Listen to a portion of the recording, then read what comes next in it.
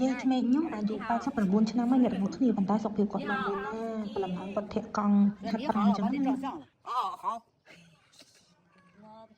奶奶多大？多大了？嗯， 89， 89。 89，差不多90。哦，89。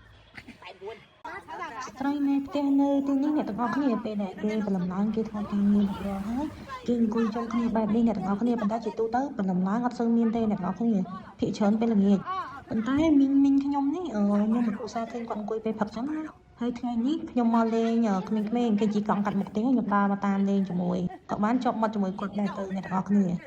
និយាយទៅខ្ញុំនៅទីនេះអត់ចូលចូលចិត្តផ្ទះគេទេអ្នកនរគ្នានៅផ្ទះខ្ញុំបើមិននៅផ្ទះខ្ញុំទៅផ្ទះម៉ែក្មេកខ្ញុំអត់ចេះអង្គុយជំនុំគ្នាអញ្ចឹងទេ